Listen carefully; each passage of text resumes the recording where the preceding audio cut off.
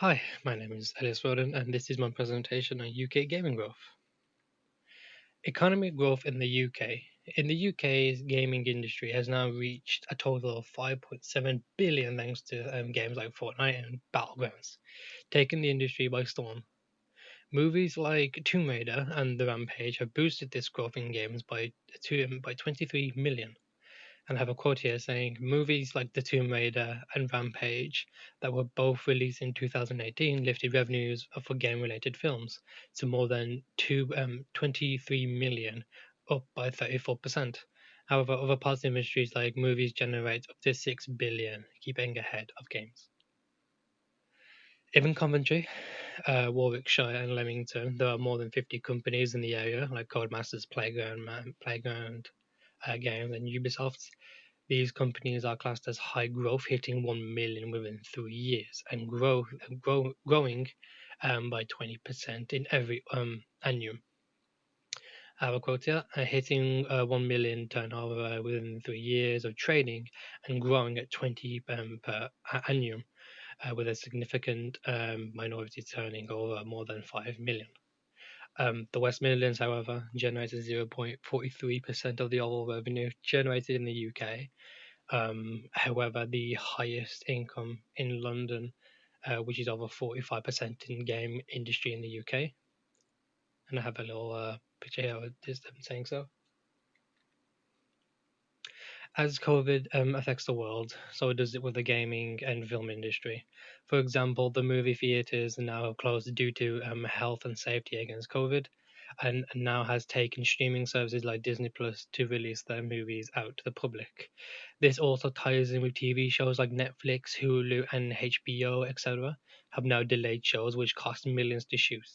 It has an effect on all of our lives, ranging to work, games, movies, and in-person contact. However, due to schools and work being closed, people have now taken to the internet and games in order to keep in touch with one another, as well as playing games.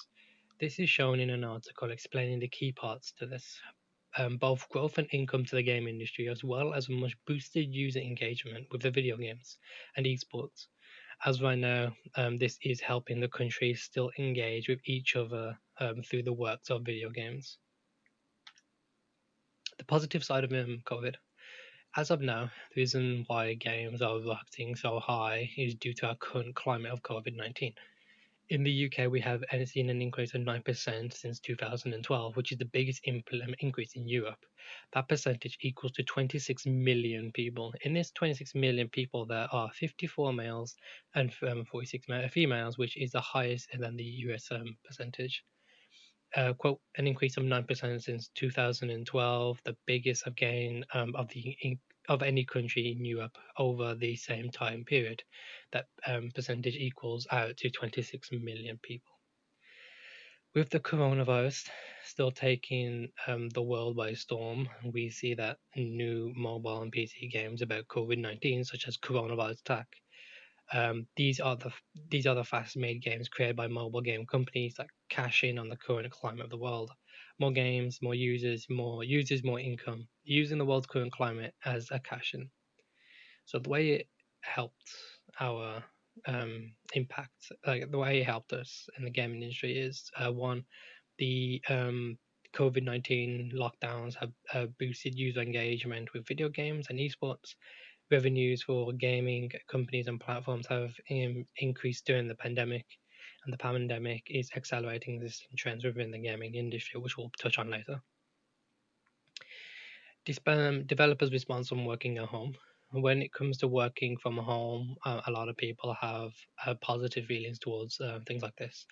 A quote of Lorenzo Salvadori, a sound designer at PUBG, said the following: "I would never commute to a studio again. With my wife working from home, and I get a healthy balance of work and family time. I spend less money on food, transport, and being able to be able to rent where it's cheaper is a huge bonus." I'm not sure how much I'm allowed to say, so sorry if I'm a little vague about things. I'm currently working from home and have been since March. I do my meetings via Zoom, and honestly, it feels it's better in productivity.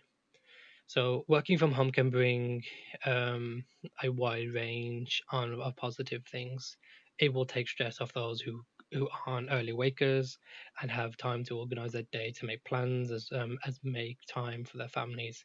It's also a good way to save on money and transportation too. Esports and how it affects gaming. What is it?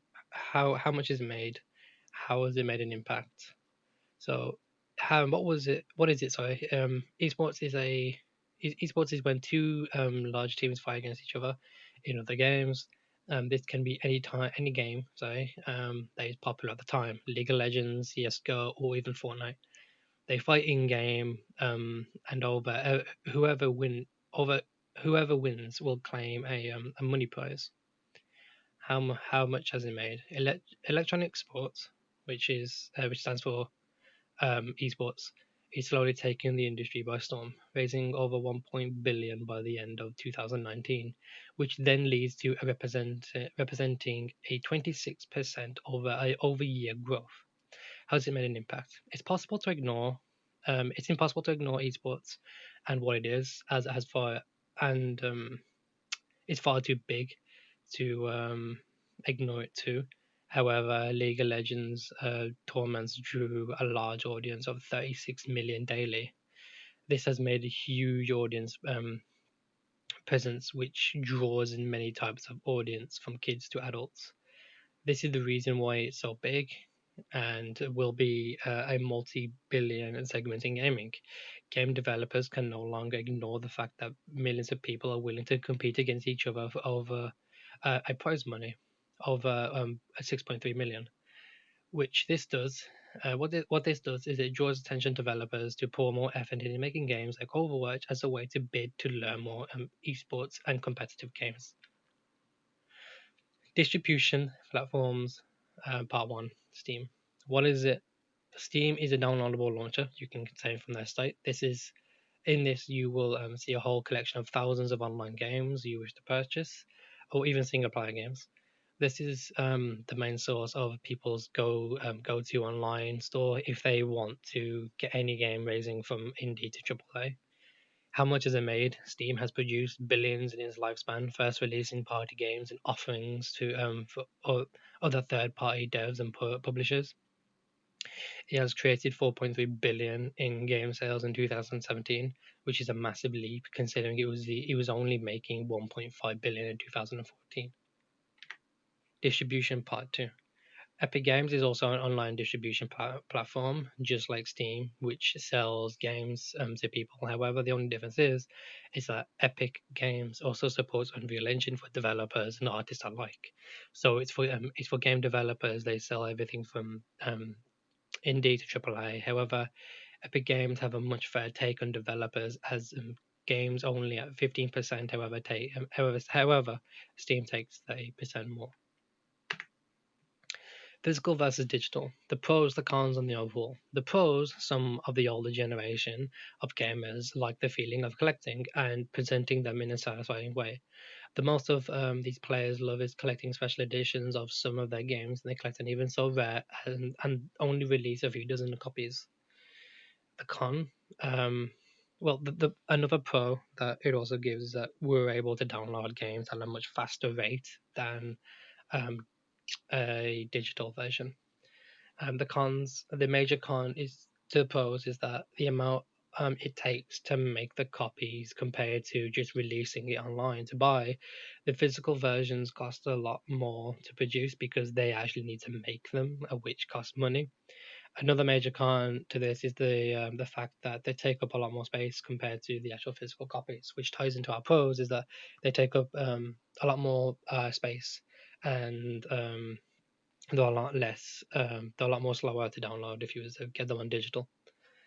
Overall, there is no winner here. Physical games have always been here since day one of games. There's no denying the fact that they won't be here forever. Yes, but with the launch of the new generation of consoles, they are pushing digital and only as a way to save cost in physical games. Hardware and how it affects the game development. In these slides, I will be talking about the polygons and graphics. Polygon limitations in its time. Lara Croft was a 230 poly, and in 2010 it shot up to 32,000. This was the growth of polygons on mobile phone developers. they need to watch out for that 30,000 polygons. PlayStation 1 could only hold 100 polygons on main characters. PlayStation 4 can hold 1.6 billion. The PlayStation 2 can only hold 5,700 polygons on main characters. This shows the limitations of the polygons as well as the poly count on other platforms. Why was this the reason? The reason why it was the norm for low poly back then was because of software limitations back then. They didn't have the processing power in order to make these leaps, because you're not only thinking about polygons, you need to look at the sources of light that bounces off them to cast shadows. Hardware affecting gaming part two. In 2010, after this, we saw an incline in her poly count, reaching 30 in 2000. So this is Lara Croft we're talking about, the most detailed character in 2010. Quote, the hardware also meant that Lara's poly count um, soared over almost 32,000 from 6,292 in Tomb Raider Legend, making her appear more realistic than ever before.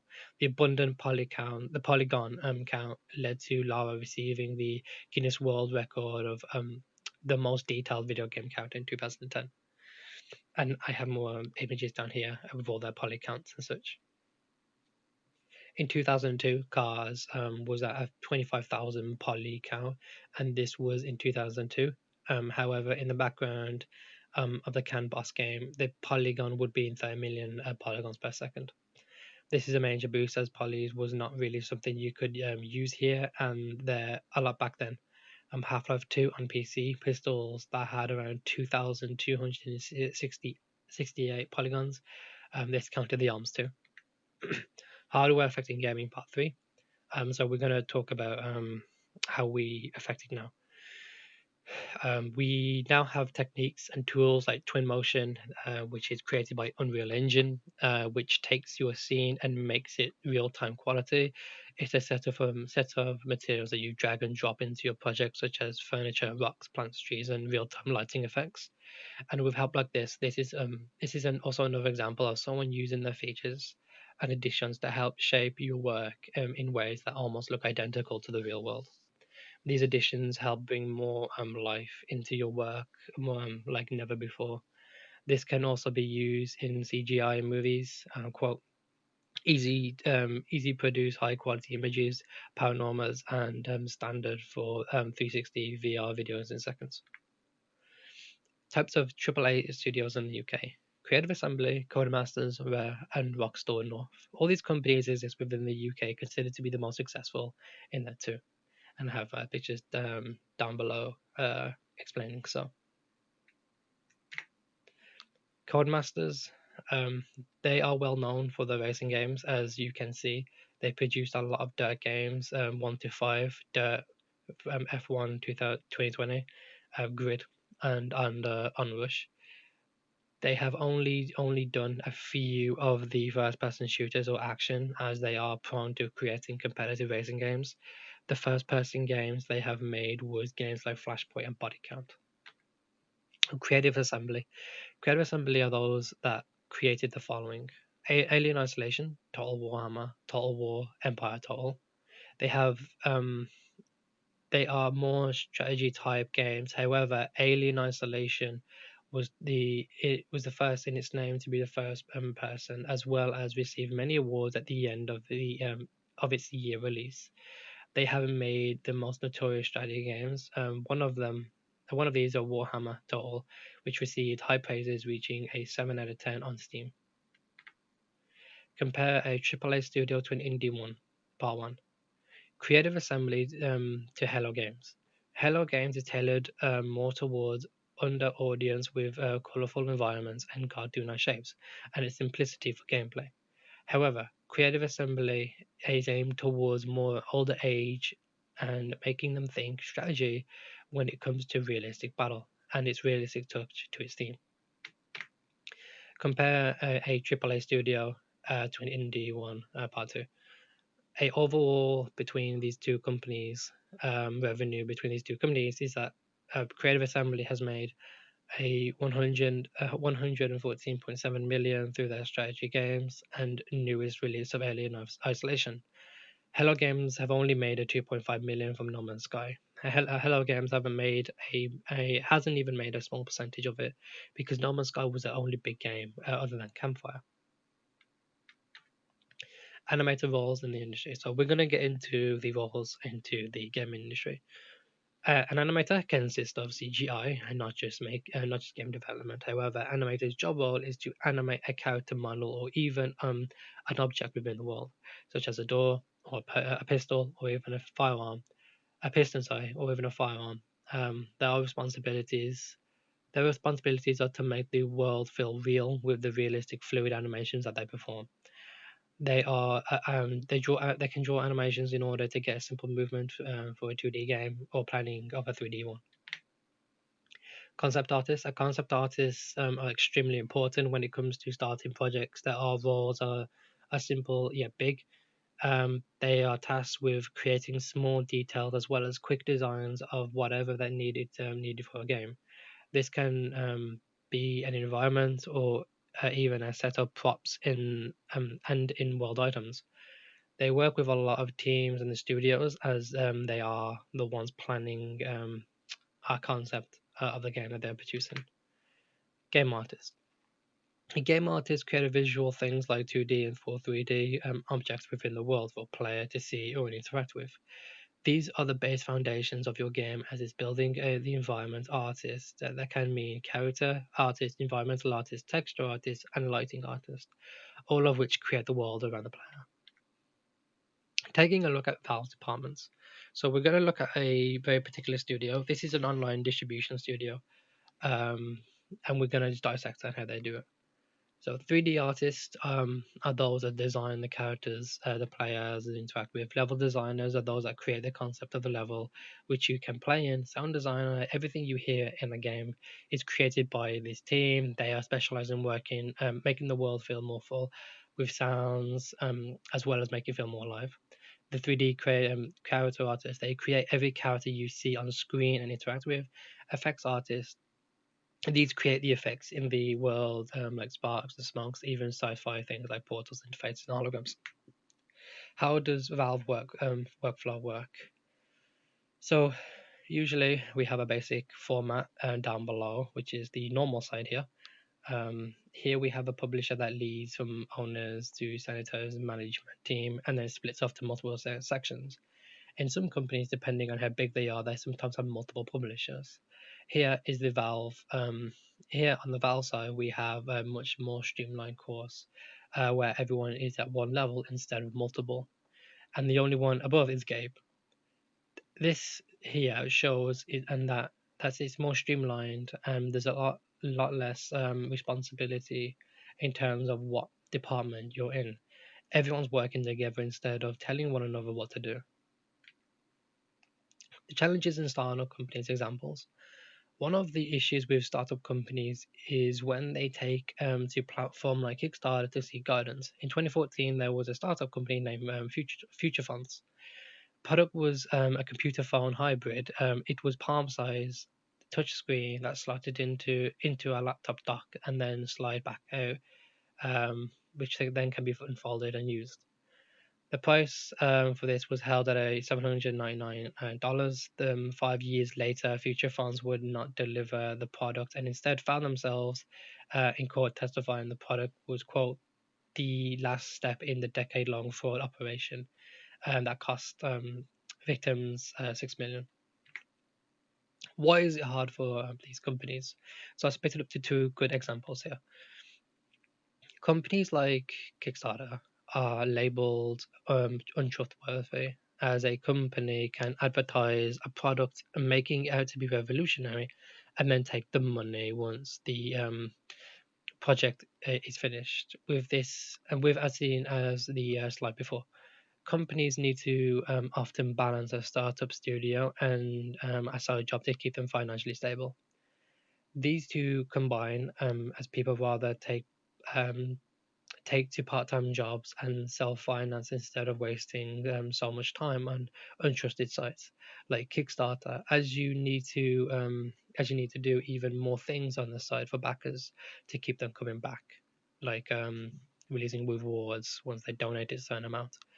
Flooded market, which can be the worst part of this. Having your game successfully made, but the market is so overcrowded, it's lost and unseen compared to AAA companies.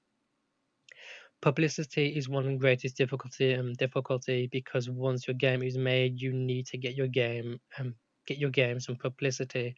It will cost money to advertise it, which some companies struggle with. These two combined, because you can release your game with no publicity and again no recognition. However, you can release it with publicity in a flooded market and get recognition in terms of views and playtime. UK tax relief on games. What are the main conditions? Your company will take full responsibility for the majority. So, I'll explain what it is first. What is it? If any game studio is at any loss at all, then the UK tax relief will give you money back if your business is not stable enough. So, if it can't handle it, they will give you money back, but you're still paying a very small tax. What are the main conditions? Your company will take full responsibility for the majority of everything to planning, designing, and developing, as well as testing and producing of their game. 25% of your costs must be incurred in the European Economic Area. They will not tax you at 100% and instead tax you at 25% if you are at a serious loss. Influence of a popular game genre. As Fortnite takes the gaming world by storm, so does other games such as Apex Legends, following example in order to cash off the current battle royale trend. Fortnite has started the influence of the other game companies to start rushing battle royale games in order to make that Fortnite money. One trend that affects the industry is live service games that the distribution through blockbuster games are now slowly coming to a halt. Reasons like bug-free games are almost non-existent now, and most games now need a consistent live service to help the game keep up this momentum to keep generating money. Companies like EA now rely on this service because it keeps the games they make updated. And so the whole concept is if you can make a live service, you can make then layers of the game paid DLC, which is then spread thin through the games as seen as Battlefield 5, with its lack of content and its termination of its live support, which needed content. Quote, the most disappointing part of Battlefield 5 life cycle was the termination support, which happened far too early and felt like a betrayal to many fans. Quote, live service elements of the publisher's games are to the company's bottom line. Um, for the latest quarter of live service game, which include microtransactions and subscriptions among elements, brought in 504 million in digital nets for trailing 12 months. Live service racked up 2.461 billion for EA. And that was my my presentation. Thank you for watching.